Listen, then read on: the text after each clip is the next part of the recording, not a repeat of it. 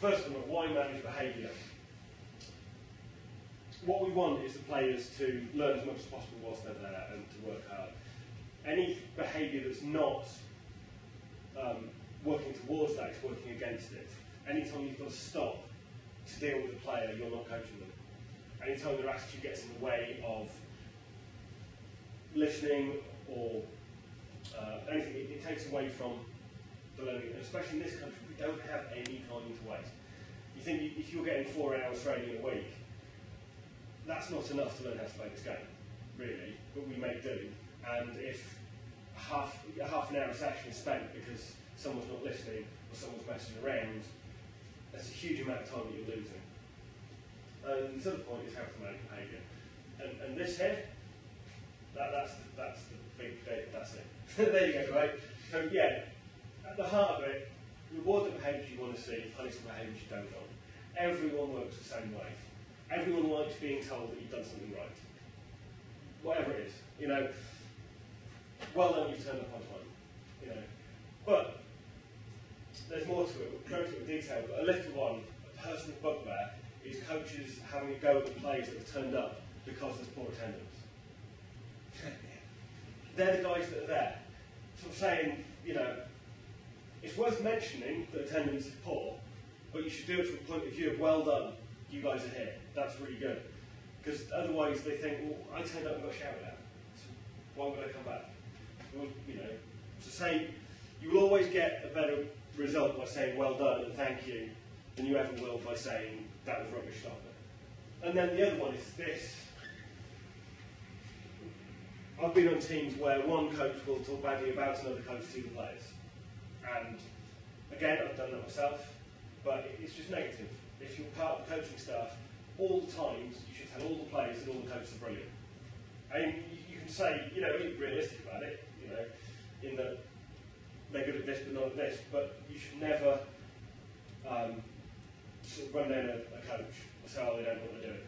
Well, that's a bit silly. To the players, no, it's great coaching staff, they're all really brilliant, they know what they're doing, or they're all trying really hard, they're doing their best. You don't necessarily need to lie, but you know, you shouldn't be there saying, well, he's shit, isn't he? Because if you're a team with a head coach and you tell the player that the D-line coach is a bit rubbish, why would they listen to him? Ever again. And it's these little things which all then affect how the players respond to that coach. And then if just these players are treating their coach badly, you know, just the way they talk or the way they act, everyone else sees that. If they're not doing anything about it, you're accepting it. You're saying it's okay. And then that then leads on to you know, spread throughout the programme. You've got the responsibility, like I said before, about coaching the guys. And you can't do that as effectively if they think of you as your friend. You know, you're not there to be the guy's friends. It'd be great if afterwards you are, but you're there to coach them in American football. And that's what has to come first. And if you're also friends with brilliant, but it's not relevant, you should always have build a good relationship with your players. Everything that we're going to do in constant stuff later, if you have a good relationship with people, it's easier. You know, if the guy doesn't like you and you're asking him to do something he doesn't want to do, it's less likely to happen. But that doesn't mean you should try and be their mate, because it won't help you long term. How will your players know what to do if you don't tell them? Work out before you start what you expect from your players in terms of behaviour. You know, what is acceptable, what's not acceptable, and then tell them. Right? How many times with Warren Uni, because obviously you guys have been here 5 years, with the rookies, has anyone sat them down and said, this is how you behave at training, this is how you behave at a match, this is how you behave on the internet when you're being associated with the university? You just kind of expect them to pick it up from the guys around you who are perhaps not doing it right themselves anyway. So this is one thing I did this year, was I went, here is what is acceptable at training. You know, I said, we will only be having team water breaks. You only take your helmet off on a team water break. You run from here to here. You do this, you do that, you do the other. And I told them. And straight away, that session, everyone did it. So, one thing I was going to mention earlier, we talked about the drop football and the body language. There's no point in coaching. Another one. Catch the ball. Yeah. Is there a player anywhere that doesn't know that they were supposed to catch the ball? Yeah? Tackle the man. Hit the target. Everyone's trying to do that stuff. Yeah. Saying it is completely pointless. Yeah. I mean, again, sometimes it just slips out. You know what I mean? You know, you've got to catch it, but really, get your head ready so you can see it. Yeah. You know, get your hands in position. Yeah. You know, move your hips across so that next time you do tackle, that's what a player needs to hear. And yeah, just telling them that they got something wrong when they got something wrong, you know, it doesn't help anyone. The big one is not to say thank you. What I mean by this is not say thank you for them doing stuff all the time, but you say thank you when giving instructions. It is not, can you please go and give me a bottle of water? No, give me a bottle of water, thank you. One is, I'm asking you, would you mind doing it? The other one is, I'm just as politely telling you that you're about to come and do it. And it goes back to that being in charge. Yeah? This is what we do all the time with kids at work. And we do it because actually, if you've got a kid not doing what they're told, and you get there, no, can you please go and do it? Can you please go and do it? You end up effectively pleading with someone. All right, and you're there as an adult, and you've got an 8-year-old there. But yeah, thank you. Go and do that, thank you. I usually just, when we're having classroom sessions, and everyone's talking, because everyone does, we don't know, and just go, thank you is enough to make people stop. It's a really useful phrase that you can use to get stuff done. The other one is the kind of the positive language and don't be abusive. Right? I hate when coaches tell players that they're shit for whatever reason. You know, they're playing badly, or that you know you're not doing it right. They know. You know, it's not helpful. It doesn't make you feel good as a person to be told that I've noticed that you're shit as well, and you need to get better. And then the positive language. Again, this is basic coaching stuff. Always praise, whatever the situation, whatever someone's done. All right. Brilliant. You were looking the right way, but then you didn't make the cut. You didn't bring your head right. You didn't get your hands up. You didn't catch the ball. But you know what? They were looking the right way. Or they were running in the right direction. There is always something that someone's got right, and they will listen to everything else if you tell them what they've got right. And everyone feels good. Keep saying everyone feels good when you get praise. Yeah. You know, well done. You snapped the ball.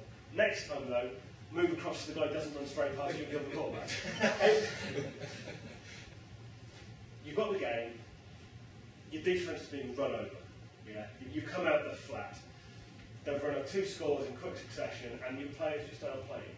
Now, normally, your defensive coordinator then tears into your defence. Yeah? And that's the point we go back, that's when the abusive language comes in. That's when, you know, all the usual shit, you know, you've got to man up, stop letting them run over, rah, rah, rah, rah, rah. Right. But I believe you can do exactly the same thing without going down that route, with just a slightly different change of language. You can still be loud, you can still shout.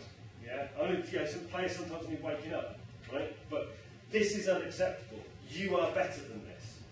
It's an awful lot better than they're making you look like girls out there. Sorry. National champion. That's right. But you understand what I'm saying. But the one is, I'm telling you you're rubbish. The other is, I'm saying you're better than this, and now you need to go and prove it. Yeah? And go there and go, look, they don't deserve to run the ball on you, so this time you're going to go out there, and you're going to stop them. Yeah? It's all really positive, but it's saying the same message.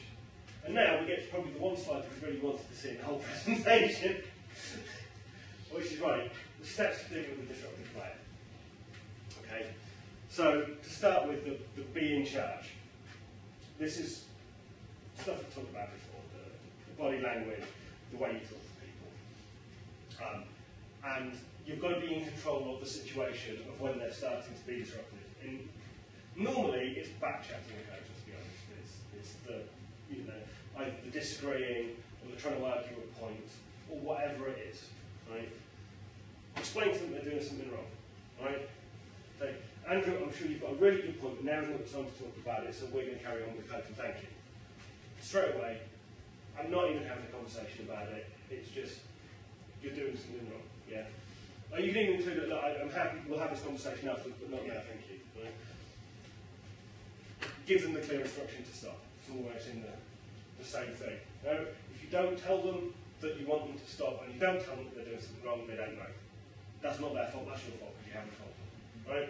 But they carry on going, so we then tell them the consequences if they don't stop. Right? We need to get on with the drill. If you're going to carry on with this, I'm just going to go and send you on to do an exercise. I've got to say running laps, but I hate running laps. We'll get on to that. But yeah, you know, you can stop and join in the drill, or you can sit down and you can do 200 push-ups and then come back in. Right? Don't have the conversation with them about what is, just completely ignore what they're trying to talk about. Just say, you know, this is not happening. And then the big one, that follow through the consequences. You know, the moment you've said it, they carry on, you just have to, right, you aren't doing anything else until you've done the 200 press-ups. We're going to carry on with it. And the big one is why punish? And is it in the player's best interest? Right. The reason I hate running laps, and you know what, this year I stand people for run laps, because it's the thing that it's easy, you're annoyed when you run laps. How does running laps around a football pitch make them a better football player? It doesn't. There's nothing that you're going to take away from that experience to improve your football player. Push-ups will make them stronger, that's better, you know. Going to 100 front tackles on a back at speed will make them a better football player, you know. Get a coach, you've got to do 200 drive blocks before you do anything else. You know. Tell them it's a punishment, and it doesn't matter that it's a drill. If you can make it relevant to